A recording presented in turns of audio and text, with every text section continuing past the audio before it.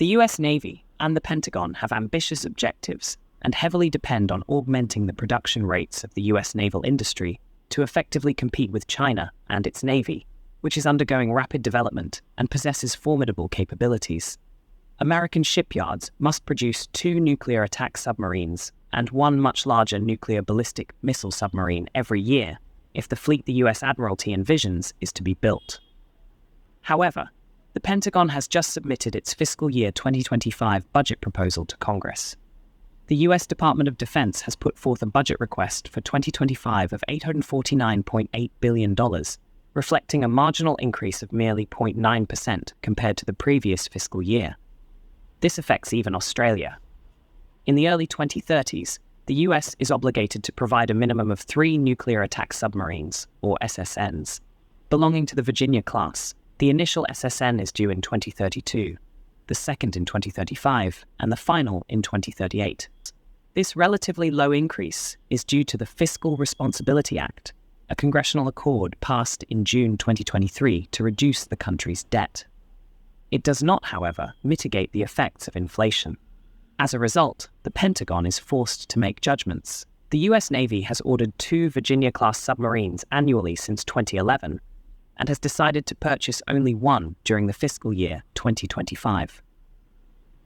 The American shipbuilding industry, particularly Huntington Ingalls Industries in Newport News, Virginia, and General Dynamics Electric Boat, located in Groton, Connecticut, encounters challenges in fulfilling demand due to inadequate production capacity, a scarcity of skilled personnel, and complications in the supply chain. Since 1999, the 2 organizations have shared the construction load of Virginia-class SSNs. Huntington Ingalls Industries manufactures the Virginia boat's bows and sterns, while Electric Boat builds the middle hull around the reactors. The 2 work similarly with the Columbia-class nuclear ballistic missile submarine. General Dynamics Electric Boat commenced work in 2022 on the initial Columbia-class SSBN, scheduled to succeed the Ohio-class from 2031 until 2042, or until the final vessel in the class is delivered. 6 Virginia-class submarines are now in construction, 2 of which have already been launched and are nearing completion. Construction of these vessels starts in 2020, and 2 new ships are added each year until 2023. Given the 5-year gap between the start of construction and delivery to the US Navy, American shipyards have achieved critical capacity. 8 ships were under construction by the end of 2023, allowing them to maintain a rate of 2 SSNs each year. However, this perception is deceiving. In reality, building the single Columbia-class SSBN began in 2022, but it will take 10 years to complete the ship and meet delivery deadlines. In other words, building the 12 Columbia-class SSBNs will considerably deplete American shipyards' production capacities between 2025 and 2034, with 3 to 9 SSBNs under construction simultaneously. In addition, the challenge lies in ensuring the operational readiness of SSNs that have already been deployed. For example, the USS Boise, an SSN of the Los Angeles class, has been out of service since 2015. A recent overhaul has commenced, but completion is not anticipated until 2029. Theoretically, the US Navy should acquire an average of 2.33 SSNs annually to renew its fleet, which is double the number currently. The budget proposal put forth by the Pentagon is expected to undergo amendments by legislators. Representative Joe Courtney, Democratic Party, elected from Connecticut, and a prominent member of a subcommittee devoted to naval power, is among those who have already expressed apprehension. Courtney argues that if this reduction is implemented, it will effectively eliminate an additional attack submarine from a fleet that currently has 17 fewer submarines than the 66 that the US Navy has long mandated.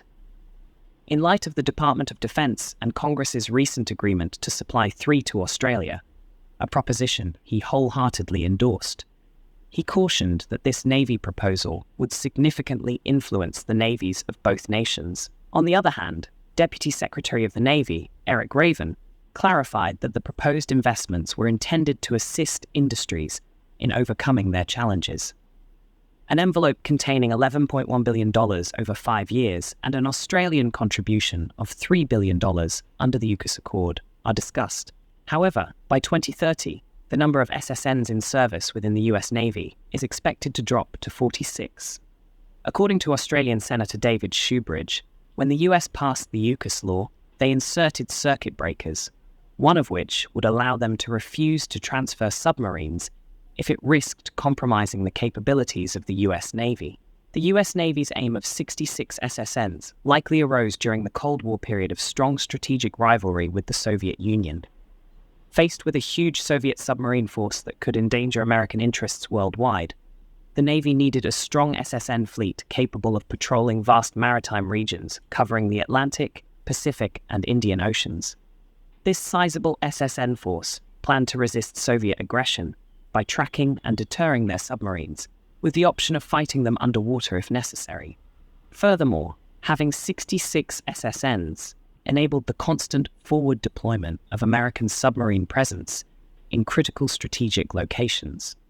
This numerical target may have reflected the best level for achieving all Cold War maritime objectives, while blending seamlessly into the overall balanced naval force structure with surface ships and aircraft carriers. With the end of the Cold War, the US has been re-evaluating its defense requirements, and the decades-old aim of 66 SSNs may no longer be in line with current global threats and strategic priorities. Rapid technology advancements in areas such as unmanned maritime vehicles may enable the Navy to achieve comparable mission objectives with a smaller SSN fleet. Furthermore, the enormous expenses associated with building and maintaining a large number of nuclear submarines have spurred a reconsideration of the optimal fleet size that balances capabilities with budgetary restrictions. As security settings change, the Navy will likely consider whether a smaller SSN force, complemented with cutting-edge systems, can provide adequate deterrence and power projection at a lower cost. Now, do you think US will be able to increase SSN production to meet both US and Australian requirements? Let us know in the comments. We discuss such interesting subjects every day. Please subscribe to the channel and share and like the videos.